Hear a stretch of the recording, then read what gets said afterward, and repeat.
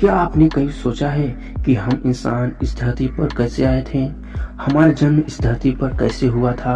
कौन थे हमारे पूर्वज? हमसे पहले पृथ्वी पर कौन रहता था? डायनासोर का अंत कैसे हुआ? डायनासोर के अंत के बाद इंसानों का जन्म कैसे हुआ?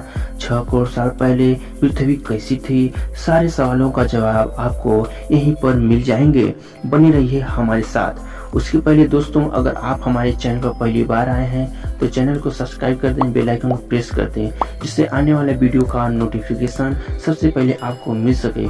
Let's begin. यह उस समय की बात है जो कि आज से 6 करोड़ 50 लाख साल पहले, जब पृथ्वी के साथ एक ऐसी खगोलीय घटना घटी जिसने पृथ्वी को पूरी तरह धूल के बादलों से ढक दिया।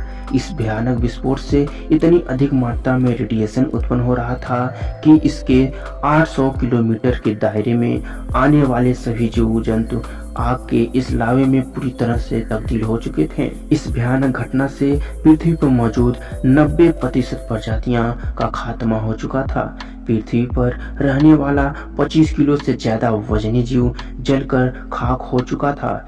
इस महाप्रलय में लाखों की संख्या में जीव मारे जा चुके थे और पेड़ पौधों की सारी आबादी जलकर खाक हो चुकी थी।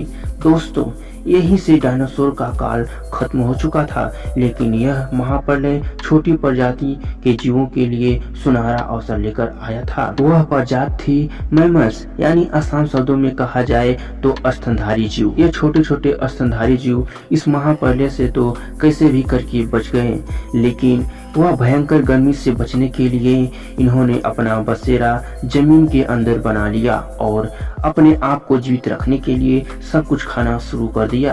अब धीरे धीरे उस महाप्रलय को लाखों साल बीत चुके थे और अब धरती पूरी तरह विशालकाय डायनासोरों से आजाद हो चुकी थी। धरती का मौसम एकदम समान हो चुका था। पृथ्वी की सतह पर फिर से पेड़ पौधों का विकास होने लगा और शुरुआत हुई एक नई दुनिया की। इस दुनिया में हमारे पूर्वज समय के साथ साथ काफी विकसित होते रहे थे। यह आकार में पहले की तुलना में काफी बड़े हो चुके थे।